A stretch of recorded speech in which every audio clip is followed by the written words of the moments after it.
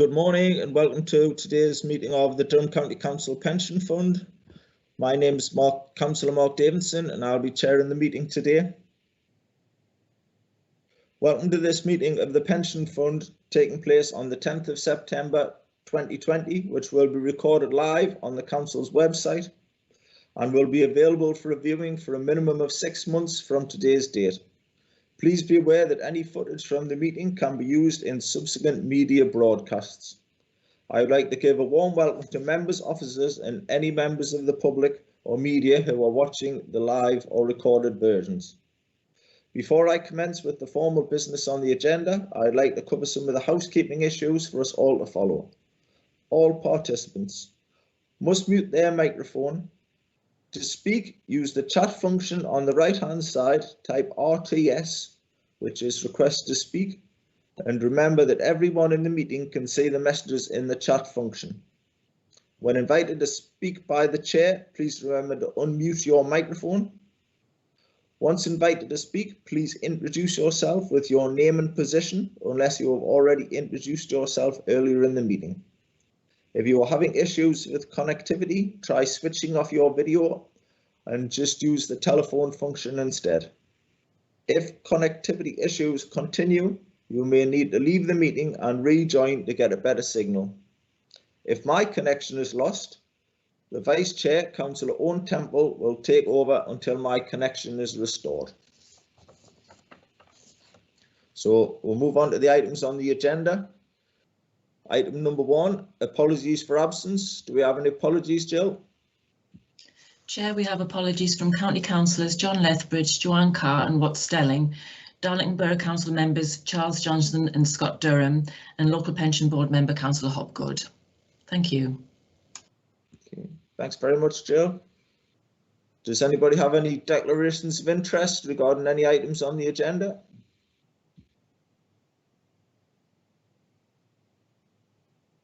Can't see anybody indicating, so we'll take that as a no. We'll move on to item number 3, which is minutes of the meeting held on the 11th of June. Can we, Paul, do you want to say anything about the minutes on the 11th of June, or should we? Are we just throwing it straight open to members? I think we can throw that straight over, Chair. It was a focused meeting with a single item in Part B. Excellent. Now, does any members have any comments, or do we want to agree the minutes? Move them, Chair. Second. Thanks, Owen. Anybody second that? Yeah, Jimmy. Thanks, Jim. I think you're supposed to say Councillor Owen Temple and then Councillor Jim Atkinson. That's what you were asked to do 2 minutes ago, but never mind. Sorry about that. Everybody happy to agree the minutes? Agree. Okay, Yep. Thank you. So item number 4, Pension Fund Committee training. I'll bring in Paul Cooper, the pensions manager, to explain about this. Paul. Thank you, Chair. As the Chair said, my name is Paul Cooper. I'm Pensions Manager at Durham County Council. This is a short report. The purpose of the report is to provide an overview of the issues that members of the Pension Fund Committee considered at the training session held on the 20th of July. At the June meeting of the committee, the meeting was focused and we took a decision on index-linked gilt and held a training session on the 20th of July to supplement that meeting to cover the broad range of issues within the committee's remit. The committee considered those range of issues, which did include the impact of coronavirus on investment markets, both at macro level and drilling down to our own fund level. In paragraph 5, in headline terms, I've outlined the issues that the committee considers. I won't read that list out, but we did consider the things like the impact on scheme members and how we're continuing to deliver services to members while we work remotely. The progress of pension fund projects, including the rollout of valuation and the new contribution rates for employers, progress with statement of accounts, and continuation of development of member services. Members were provided with the valuation of the fund, as well as an update on the funding value of the Durham County Council Pension Fund, taking into account that impact of coronavirus. Members were provided with an investment markets update from our independent advisor Anthony Fletcher, as well as a detailed update on the performance of our own fund by Mercer. Board at the Coast also joined us at the training session and provided us an update with the pooling project, how that relates to Durham and the funds that Board at the Coast are developing.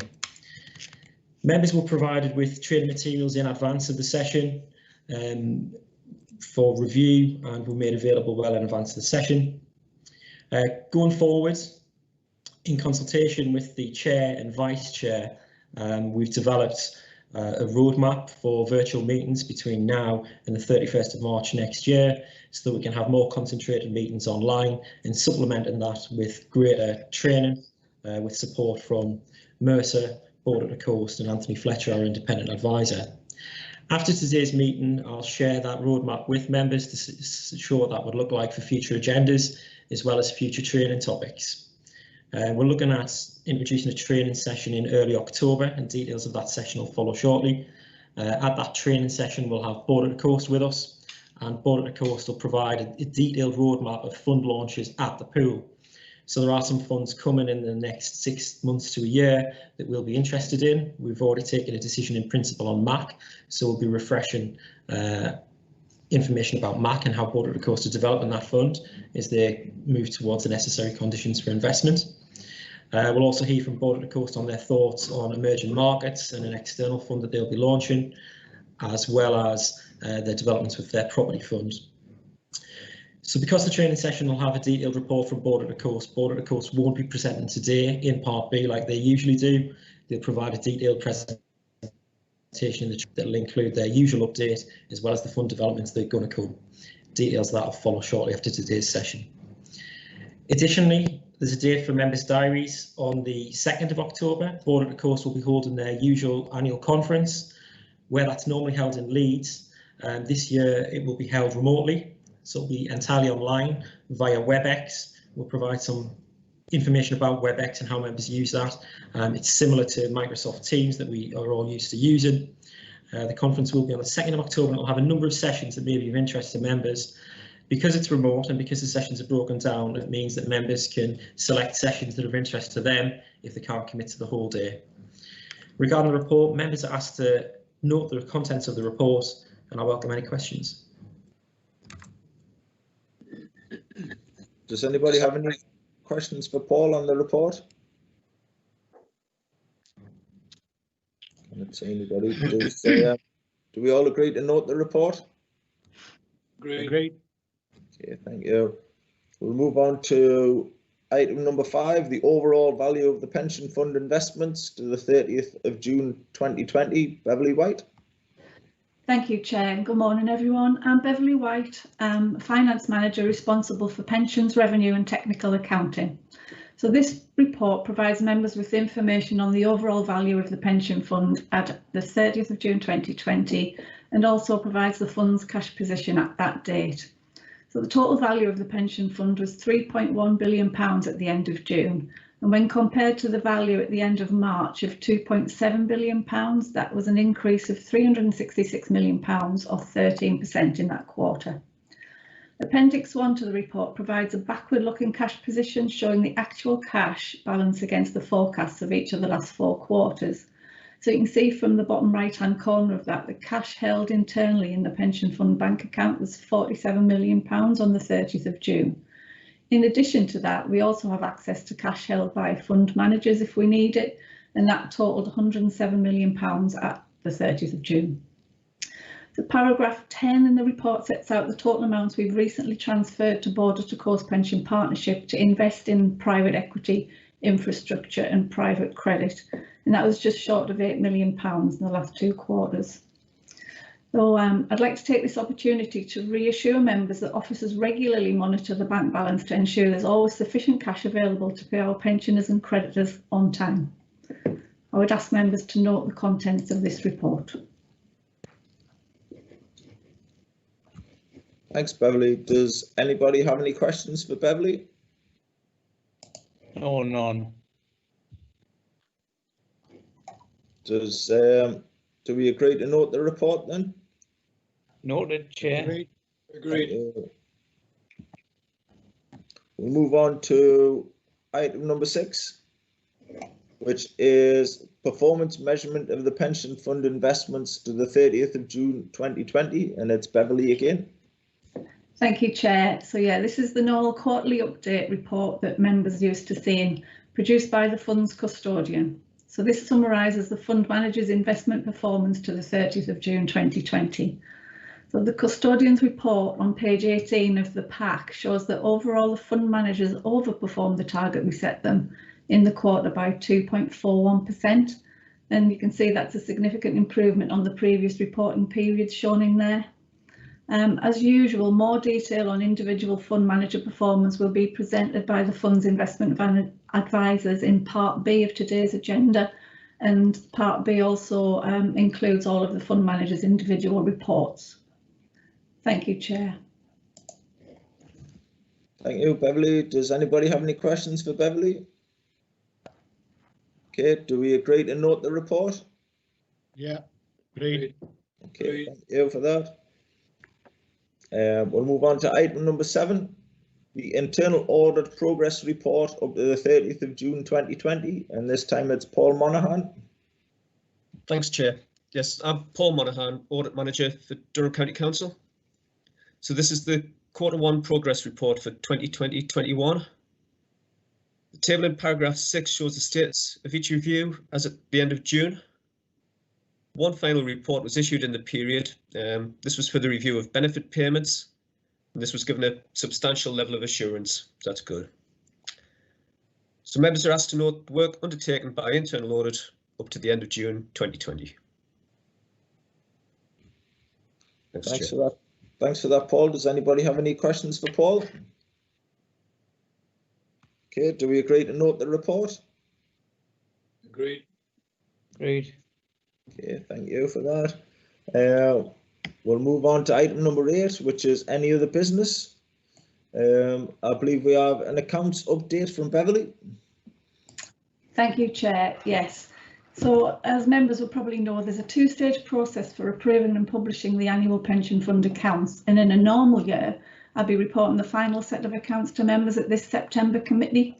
However, due to the anticipated impact of COVID-19 on local government, and for this year only, as far as I'm aware, the statutory deadlines have been extended. So the legislation usually requires that the draft accounts are approved by the responsible finance officer on or before the 31st of May, and the final or audited accounts are approved by the 31st of July.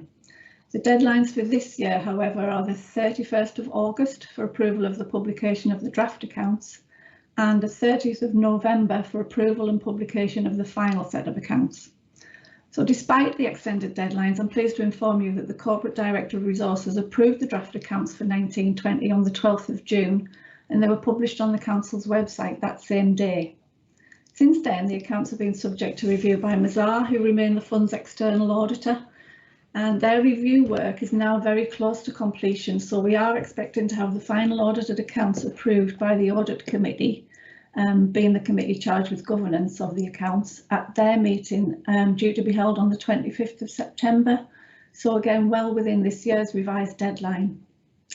The external auditor is expected to present his audit completion report on the pension fund accounts to this audit committee on the 25th of September, and then he'll be doing it again, hopefully at the pension fund committee, which is due to be held in December, when I also intend to present the final set of accounts to members. In addition, the pension fund annual report and accounts for 1920 is almost completed, and that is normally presented to employers and members at the annual meeting of the pension fund, due to take place on the 5th of November. Thank you, Chair. Thanks for that update, Jill. Does anybody want to ask any questions about the annual accounts update? No? Okay, so we're not asked to note it or anything, but thanks for that information. Okay, so we'll move on to item number 9, which is exclusion of the public. Can I have a mover to exclude the public from the second half of the meeting, please? Chair, Councillor Owen Temple, I move exclusion of the press and public on the grounds that we'll be considering exempt or confidential information. Thanks, Owen. Chair, Councillor Colin Carr, I'll second that. Thank you, Colin. Okay, so that concludes the business for the public part of the meeting. Before the broadcast end, I'd like to thank members of the public and the media who watched this meeting. Thank you very much. The members of the committee will see you all in Part B.